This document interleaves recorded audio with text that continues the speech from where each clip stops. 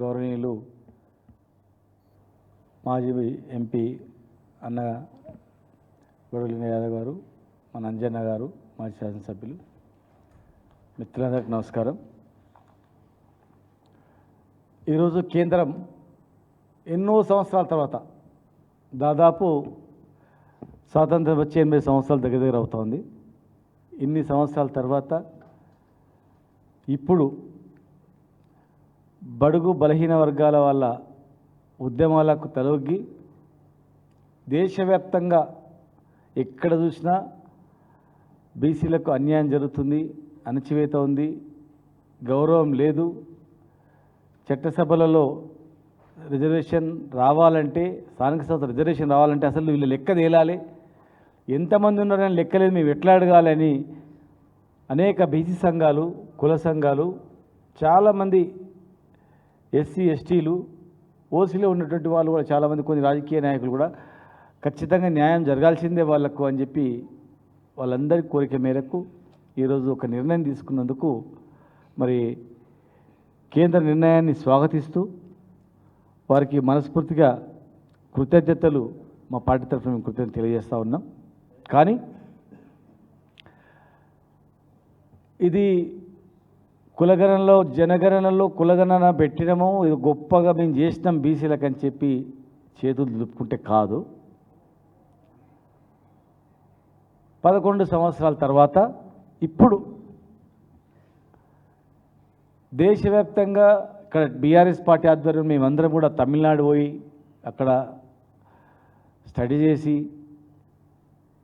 తమిళనాడు నుంచి అనేక అంశాలు దేశవ్యాప్తంగా ఈ మోడల్ ఉండాలని చెప్పి మాట్లాడడం, ఇక్కడ బీసీ సంఘాలు కూడా అడగడం, ఇక తప్పని పరిస్థితుల్లో చేయాలని చెప్పి అలా చేయడం, ఏది ఏమైనా వారికి స్వాగతిస్తూ దీన్ని వెంటనే చేయాలని చెప్పి మేము డిమాండ్ చేస్తూ ఉన్నాం. వెంటనే మొదలు పెట్టాలి. తర్వాత చట్టసభలో రిజర్వేషన్ కూడా జనాభా ప్రాతిపదిక మీద చట్టసభలు కూడా ఇమ్మీడియట్గా రిజర్వేషన్ కలిగించాలి. జనగణన చేసినా అయిపోయింది, ఇంత సంఖ్య ఉందని చెప్తే కాదు. మాకు కావాల్సింది, గౌరవం దక్కాల్సింది చట్టసభలలో రిజర్వేషన్ వచ్చినప్పుడే, హక్కు వచ్చినప్పుడు మాత్రమే గౌరవం దక్కుతుంది. కనుక జనాభా ప్రాతిపదిక మీద విద్య, ఉద్యోగాల్లో రిజర్వేషన్ ఇవ్వాలి. రిజర్వేషన్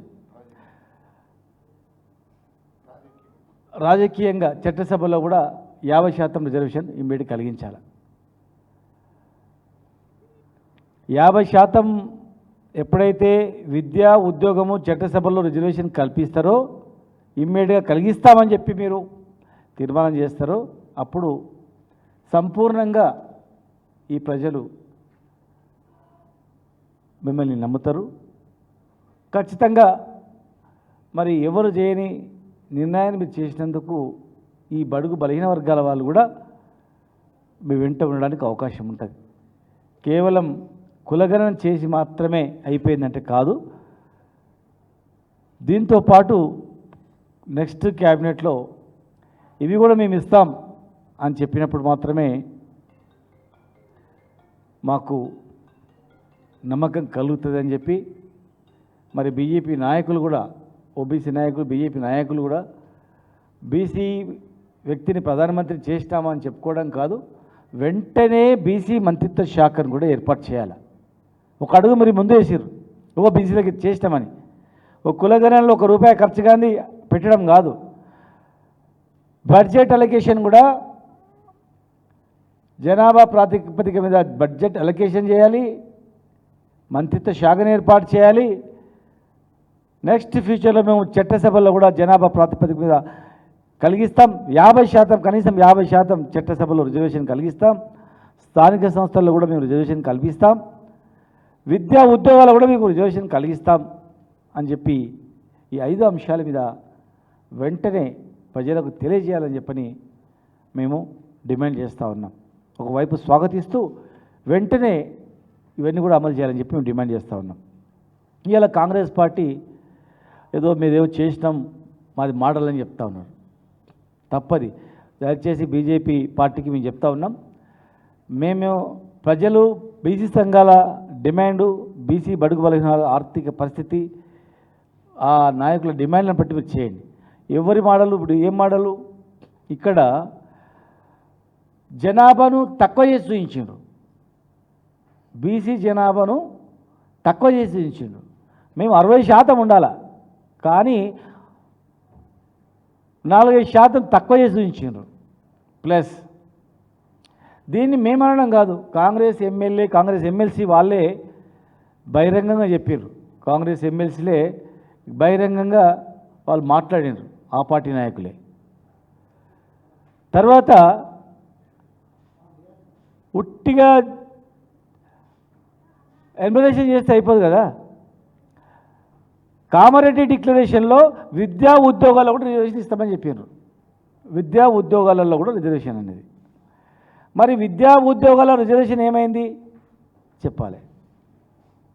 48 సంవత్సరాలు ఈ భారతదేశాన్ని పరిపాలించడానికి దేశ ప్రజలు కాంగ్రెస్ పార్టీకి అవకాశం ఇచ్చారు.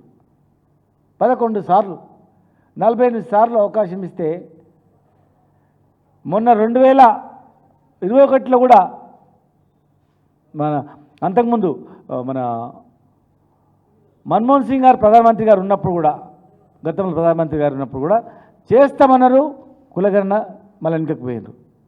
ఇవాళ కర్ణాటకలో ఒక రాష్ట్రంలో చేసిండ్రు, సరే తెలంగాణలో చేసిందని చెప్తారు కదా, కర్ణాటకలో కూడా కాంగ్రెస్ ప్రభుత్వమే ఉంది కదా, అక్కడ కులగణన చేసిన, అది ఎందుకు బహిర్గతం చేస్తలేరు? కర్ణాటకలో ఒక తీరు, తెలంగాణలో ఒక తీరు, ఇంకో తీరా. 6 నెలల్లో 42% రిజర్వేషన్తో స్థానిక సంస్థలలో మేము ఎలక్షన్లో ఇస్తామని అన్నారు. విద్యా ఉద్యోగాలు కూడా ఇస్తామన్నారు. మరి ఏ రిక్రూట్మెంట్లో మీరన్న 42% పైన ఏ ఒక్క నోటిఫికేషన్ అయినా పడ్డదా? ఎడ్యుకేషన్లో వచ్చిందా? మొన్న జరిగినటువంటి ఎంబీబీఎస్లో కావచ్చు, ఇంజనీరింగ్లో కావచ్చు 42% రిజర్వేషన్ పైన ఎడ్యుకేషన్ మీద కల్పించిండ్రా? వెంటనే కల్పించని మేము అడుగుతా ఉన్నాం. ఒకరి మీద ఒకరు వేయడం కాదు, అన్ని రాష్ట్రాల్లో కూడా ఒకే విధానం అనేది ఉండాలి. ప్రతి రాష్ట్రంలో కూడా ఒకే విధానం ఉండాలి. 7 జనాభా లెక్కలు వచ్చినాయి 48 సంవత్సరాలు. 7 జనాభా లెక్కల్లో బీసీ జనగణన అనే పేరు రాలేదు.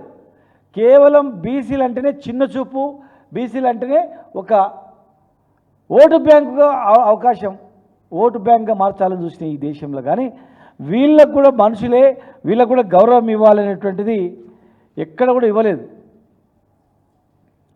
2011 యూపీఏ ప్రభుత్వంలో కూడా దాన్ని తుడిచిపడేసింది.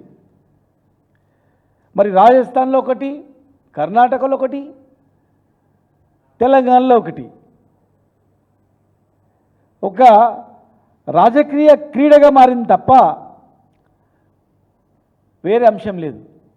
బీసీ బడుగు బలహీన వర్గాల వాళ్లకు చట్టసభలో రిజర్వేషన్ కలిగించినప్పుడు మాత్రమే పార్లమెంట్లో కానీ, అసెంబ్లీలో కానీ, శాసన మండలిలో కానీ జనాభా ప్రాతిపదిక మీద ఎస్సీ ఎస్టీల మాదిరిగా వీళ్ళకు కూడా చట్టసభలో రిజర్వేషన్ వస్తేనే గౌరవం ఉంటుంది తప్ప ఉట్టి లెక్క తెలిసి పక్కకు పడేస్తే కాదు. బీఆర్ఎస్ ప్రభుత్వంలో మేము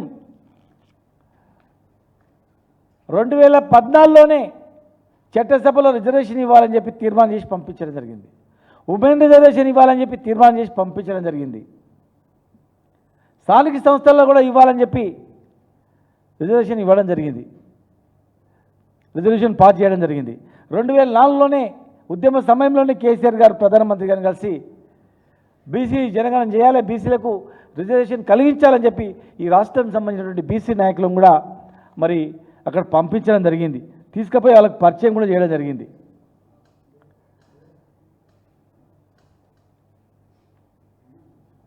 బీసీ గురుకులాలు, బీసీలు బాగుపడాలంటే విద్య ఉండాలి, ఉద్యోగాలు ఉండాలి, ఆర్థికంగా ఉపయోగపడాలి, చట్టసభల్లో ఉండాలి. మరి ముఖ్యంగా మూలాలన్నిటి చదువు. 70 సంవత్సరాల్లో కనీసం నామమాత్రంగా 17 గురుకులాలు మాత్రమే ఉండేటివి. కానీ మేము వచ్చిన తర్వాత కేసీఆర్ గారి నాయకత్వంలో 327 గురుకులాలు, 17, 19 ఎక్కడ, 17 ఎక్కడ, మరి 327 ఎక్కడ ఒక్కసారి ఆలోచన చేయాలి. బీసీ స్టడీ సర్కిల్స్, విదేశీ విద్య, దాదాపు ఈ 10 సంవత్సరాల్లో బడ్జెట్ కూడా 45,000 కోట్ల బడ్జెట్ను కూడా బీసీలకు మరి కేటాయించడం జరిగింది. మరి ఇప్పటి వరకు కామారెడ్డి డిక్లరేషన్ ఒక్కటన్నా అమలైందా? బీసీ ఎన్యుమరేషన్ చేసిర్రు, తక్కువ చేసి చూపించారు, అయిపోయి అదొక్కటే చెప్పుకోవడానికి ఏముందంటే ఇగో బీసీ ఎన్యుమరేషన్ చేసినాం. దాంతోపాటు మరి ఏ నోటిఫికేషన్లో రిజర్వేషన్ ఇచ్చారు. బీసీ బంధు పోయింది, యాదవులకు, కుర్వ యాదవులకు 2 లక్షల రూపాయలు నగదు ఇస్తామన్నారు, అది పోయింది. ఉత్తిత చేప పిల్లలు పోయినాయి, లూనాలు, తర్వాత మత్స్యకారులకు ఇచ్చినటువంటి డీసీఎంలు అవి పోయినాయి, ఒక్కటి ఇవ్వలేదు ఇంతవరకు. నేతన్నకు చేయుత మొత్తం ఎగిరిపోయింది, గీత నలదు అంతే. చివరకు బీసీ గురుకులాల్లో తిండి లేక, సరైన నాణ్యత లేక చనిపోతున్న సందర్భాలు కూడా చూస్తూ ఉన్నాం. మరి ఇప్పుడు నిజంగా కాంగ్రెస్ పార్టీకి బీసీల పట్ల చిత్తశుద్ధి ఉంటే ఇప్పుడు మీ చేతిలో ఉన్నటువంటి మంత్రి పదవులు ఉన్నాయి, 6 మంత్రి పదవులు ఉన్నాయి. మరి ఎన్ని రావాలి? జనాభా 42% అన్నారు కదా, 42%, కనీసం మీరన్న 42% మంత్రి పదవులన్నా మీరు అమలు చేసి చూపించండి. కార్పొరేషన్ చైర్మన్లు ఉన్నాయి, 42% కార్పొరేషన్ చైర్మన్లు కూడా మీరు ఇచ్చి చూడండి. అధికారులు ఉన్నారు, కీలకమైనటువంటి శాఖలలో అధికారులను కూడా నియమించండి. కేసీఆర్ కిట్ అనేది ఎగ్గొట్టేసారు. గవర్నమెంట్ హాస్పిటల్లో ఎవరు ప్రసవిస్తారు? ఓసీలో ఉన్నటువంటి కొంతమంది నిరుపేదలు. 99% ఎస్సీ, ఎస్టీ, బీసీలు ఉంటారు వాళ్ళు. కేసీఆర్ కిట్టు ఎగ్గొట్టేసిండ్రు, కొత్త గురుకులాల సంగతి లేదు. కనుక కామారెడ్డి డిక్లరేషన్ను వెంటనే మీరు అమలు చేయాలని చెప్పి మేము డిమాండ్ చేస్తూ ఉన్నాం. దయచేసి భేషజాలకు పోకుండా, మేము ఏదో చేస్తున్నాం చెప్పుకోకుండా, చెప్పడం కాదు, నిరూపించండి మీ చేతిలో ఉన్నది. వస్తే జనగణన చేస్తే కాంగ్రెస్ పార్టీ మరి కర్ణాటకలో రెడీ ఉంది, బయట పెడతలేదు. కర్ణాటకలో సంఖ్యతోనే కాదు, మాకు సంఖ్య ఎందుకు కావాలి? రిజర్వేషన్ ఇచ్చినప్పుడు ఎవరైనా కోర్టుకు వెళ్తే మీ సంఖ్య ఎంత ఉంది, ఎట్లా ఇవ్వాలి, ఏ రకంగా ఇచ్చిర్రు అని చెప్పి కోర్టు ద్వారా అనేక అంశాలు వెనుకకు పోయినాయి. కనుక మాకు చేయండి, మా ఆర్థిక స్థితిగతులు బయటపడతాయని చెప్పి చట్టానికి లోబడి అది అడగడం జరిగింది. కనుక సరే మీరు చేసిండ్రు, ఒక అడిగి ముందు వేసిర్రు, కానీ ఇది చేయండి. ఇవన్నీ చేసినప్పుడు మాత్రమే మీరు ముందు చేసిన దానికి ఉపయోగపడుతుంది. దేశవ్యాప్తంగా ఒక దగ్గర బీసీ ఉన్నాడు, ఒక దగ్గర అదే బీసీ ఎస్సీ ఉన్నాడు, ఒక దగ్గర ఇదే బీసీ ఎస్టీ కూడా ఉన్నాడు. దేశవ్యాప్తంగా అనేక పోస్టులలో కూడా యూనివర్సిటీ, సెంట్రల్ యూనివర్సిటీలలో కావచ్చు, సెంట్రల్ గవర్నమెంట్ ఎంప్లాయ్మెంట్లో కావచ్చు 2-3% ఓబీసీలు 2-3% ఉన్నటువంటి డిపార్ట్మెంట్లు కూడా ఇప్పటికి ఉన్నాయి. 50% పైగా ఉన్నటువంటి కేంద్ర ప్రభుత్వ రంగ సంస్థల్లో, కేంద్ర ప్రభుత్వ ఉద్యోగాలలో, కొన్ని డిపార్ట్మెంట్లలో 1-2% మాత్రమే ఉన్నారు.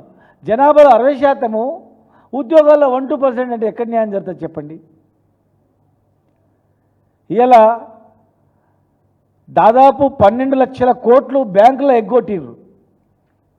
ఒక 15 మంది 15 మంది బడా పారిశ్రామికవేత్తలు 12 లక్షల కోట్లు ఎగ్గొడితే అందులో ఒక్కడు కూడా బడుగు బలహీన వర్గాల్లో లేడు. అంటే దోసుకుపోయిన సొమ్ములో కూడా లేడు.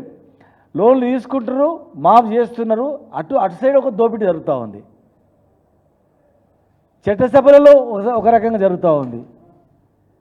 కేవలం 80 కోట్ల జనాభా ఉన్నటువంటి ఈ దేశంలో వీళ్ళను ఓటు బ్యాంకుగా మాత్రమే చూసింది తప్ప వీళ్ళను గౌరవించాలి, చట్టసభలలో రిజర్వేషన్ ఇవ్వాలి, కేంద్ర మంత్రిత్వ శాఖ ఇవ్వాలి, రిజర్వేషన్ కలిగించాలి అనేటువంటిది ఎక్కడ కూడా కనిపించలేదు. అందుకే కాంగ్రెస్ పార్టీకి మేము డిమాండ్ చేస్తూ ఉన్నాం, కామారెడ్డి డిక్లరేషన్ ప్రకారం మీరు విద్యా ఉద్యోగాలతో పాటుగా మీరు ఇస్తున్నటువంటి కుర్వ యాదవులకు కానీ, నేతన్న చేయుతకు కానీ, విశ్వ బ్రాహ్మణులకు కానీ, న్యాయ బ్రాహ్మణులకు కానీ, రజక సోదరులకు కానీ, గీత కార్మికులకు కానీ మీరు ఇస్తా అన్నటువంటివన్నీ దళిత బంధు కానీ ఇవన్నీ కూడా వెంటనే గిరిజనులకు కానీ మీరు ఇచ్చిన హామీలన్నీ కూడా నెరవేర్చినప్పుడు మాత్రమే అవుతుంది. ఒక్క జనగణన చేసి అది తక్కువ సంఖ్య చూపించి ఇది మోడల్ అంటే ఈ మోడల్ ప్రకారం దేశం పోతే మళ్ళీ మొత్తం సర్వనాశనం కావడానికి అవకాశం ఉంటుంది. కనుక మీరు ఇవి అమలు చేసి మీరు మోడల్ అని చెప్పండి, కామారెడ్డి డిక్లరేషన్ మొత్తం అమలు చేసి మీరు మోడల్ అని చెప్పండి. మేము కూడా చెప్తాం కాంగ్రెస్ పార్టీ ఇగో విద్యా ఉద్యోగాల రిజర్వేషన్ కలిగించింది, మాట ప్రకారం ఈ వర్గాల వాళ్లకు నిలబెట్టుకున్నది, ఈ మోడల్ తీసుకోండి అని చెప్పి కేవలం జనగణనతోనే మాత్రమే మోడల్ అనుకుంటే మాత్రం కాదని మీరు ఇమ్మీడియట్గా కార్పొరేషన్ పదవులలో మరి మంత్రిత్వ శక్తి దానిలో కూడా ఇవ్వండి. మీరు అనొచ్చు మీరెంత చేసిరని. మేము చట్టసభలలో అత్యధిక ఎమ్మెల్యే సీట్లు ఇచ్చినాం, రాజ్యసభ మెంబర్లుగా బీసీ బడుగు బలహీన వర్గాలను పంపినాం, మన మార్కెట్ యార్డులలో రిజర్వేషన్ కలిగించినాం, ఎమ్మెల్సీలుగా వాళ్ళకు రిజర్వేషన్ కలిగించినాం, విద్య చదువుకోవడానికి ఎంతోమంది వేలాది మందిని విదేశాలకు పంపినాం. దాదాపు ఈ వర్గాలు అన్నిటి కలుపుకొని ఎస్సీ ఎస్టీ బీసీ మైనార్టీలకు కలుపుకొని 1000 గురుకులాలు ఏర్పాటు చేసినాం. ఓసీలో ఉన్నటువంటి పేదలకు కూడా అక్కడ అవకాశాలు కల్పించినాం. కనుక మీరు ఒక జనగణనతోనే సాధించినాం అనుకుంటే కాదు. దయచేసి ప్రభుత్వం ఆలోచన చేయాలా. కేంద్ర ప్రభుత్వం కూడా ఓన్లీ మేము జనగణన పెట్టినాం అయిపోయింది బీసీలో చేసినామంటే కాదు. వెంటనే నెక్స్ట్ మీరు తీర్మానం చేయాలా. కేంద్ర మంత్రిత్వ శాఖను ఏర్పాటు చేసి చట్టసభలో కూడా 50% మేము రిజర్వేషన్ కలిగిస్తామని చెప్పి ఉమెన్ రిజర్వేషన్లో కూడా ఖచ్చితంగా బీసీ మహిళలకు కూడా అవకాశం కలిగిస్తామని చెప్పి బడ్జెట్ అలొకేషన్ చేసి మరి మీరు నిరూపించుకోవాలి. ఖచ్చితంగా ఈరోజు దేశం మొత్తం కూడా బడుగు బలహీన వర్గాల వాళ్ళు మాకు ఎవరు చేస్తారని ఎదురు చూస్తూ ఉన్నారు. మరి మీరు చేస్తే ఇవన్నీ కూడా మీరు కల్పిస్తే ఖచ్చితంగా ఈ వర్గాల వాళ్ళు మీ వెంట ఉంటారు. కేవలం జనగణన మాత్రం చేసి మీకు చేసినామని చెప్పి మోసం చేస్తే మాత్రం కుదరదని చెప్పి ఖచ్చితంగా ఇవన్నీ తీర్మానం చేస్తే మా బీఆర్ఎస్ పార్టీ మరి పార్లమెంట్లో మీరు ప్రవేశపెట్టినటువంటి ఈ తీర్మానాలకు ఒకవేళ రాజ్యసభలో మేము ఉన్నాం కనుక రాజ్యసభలో ఖచ్చితంగా కూడా ఈ మీరు తీర్మానాలు ప్రవేశపెడితే ఖచ్చితంగా సపోర్ట్ చేస్తుంది. మరి దీన్ని దృష్టిలో పెట్టుకొని వెంటనే చేయాలని చెప్పని మేము డిమాండ్ చేస్తూ ఉన్నాం.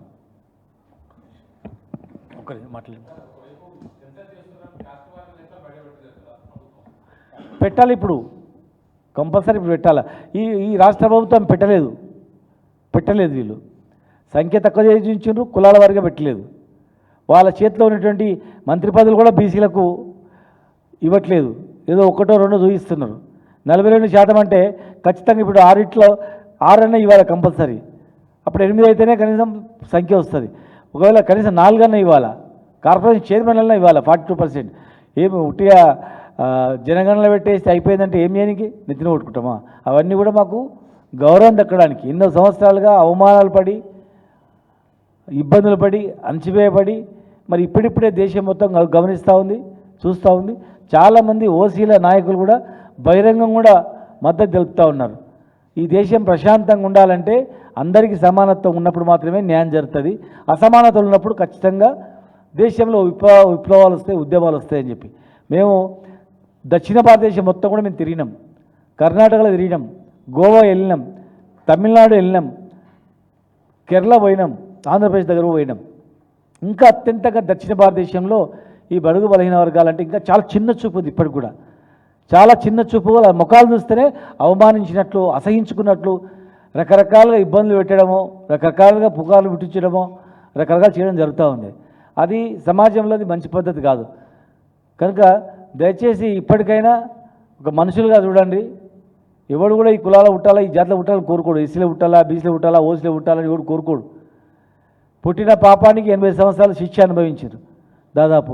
కనీసం ఇప్పుడైనా విముక్తి కలగాలంటే, కనీసం గౌరవం దక్కాలంటే చట్టసభలలో రిజర్వేషన్ వస్తే మాత్రమే గౌరవం దక్కుతుంది తప్ప వేరే గౌరవం దక్కదు. కనుక వెంటనే అవన్నీ అయ్యేలోపు రేపు జరగబోయేటువంటి ప్రతి దానిలో కూడా మేము ఈ ప్రకారంగా ఇస్తాం. జనగణన తేలిన తర్వాత దాని ప్రాతిపదిక ఇస్తామని చెప్పి చెప్తాను. ప్రజెంట్గా 50% ఖచ్చితంగా 50% విద్య, ఉద్యోగం, చట్టసభలో రిజర్వేషన్ ఇవ్వాలా అని మేము 100% ఇవ్వాలని చెప్పి మేము డిమాండ్ చేస్తా ఉన్నాం. దీనికి మా పార్టీ తరఫున ఎక్కడ ఏ చట్టసభలో అయినా కూడా వారికి మద్దతు తెలపడానికి మా నాయకులు ఉన్నాం. ఇప్పటికే మేము ఉన్నప్పుడు చదువుకుంటేనే వీళ్ళు బాగుపడతారని, చదువు ద్వారానే మొదలు స్టార్ట్ కావాలని బాబాసాహెబ్ అంబేద్కర్ చెప్పినట్లు మా ప్రభుత్వం ఆ రోజుల్లో 1000 గురుకులాలు ఏర్పాటు చేయడంలో ప్రధాన కారణం ఏంటంటే వీళ్ళు చదువుకుంటే చైతన్యవంతులు అవుతారు, ఆటోమేటిక్గా వీళ్ళు హక్కులను సాధించుకోగలుగుతారు. చదువు వల్లనే, నిరక్షరాస్యత వల్లనే వీళ్ళు ఇన్ని రోజులు మోసానికి గురైనరు, గ్రహించుకోలేకపోయినరు, ఎవరినైనా గ్రహించుకోలేకపోయినరు. చదివితే వీళ్ళు బాగుపడతారనే మా ప్రభుత్వం మరి చేయడం జరిగింది. కనుక ఈ అంశాలు మరి ఇన్ని సంవత్సరాలు జరిగిపోయింది. కనీసం ఇకనైనా ఖచ్చితంగా ఈ డిమాండ్లు ముందర పెట్టినట్లయితే ఎవరు ముందంజలో వచ్చి ఎవరైతే ఆచరిస్తారో వాళ్ళ వెంట దేశ ప్రజలు మీ వెంట నడుస్తారని చెప్పి మా పార్టీ కూడా మీకు పూర్తి సంపూర్ణమైన మద్దతు చట్టసభలో ఇవ్వడానికి ఉన్నదని చెప్పి మేము మీ ద్వారా తెలియజేస్తున్నాం. రెండే విషయాలు ఏం లేదు. ప్రెస్ సోదరులకు నమస్కారం.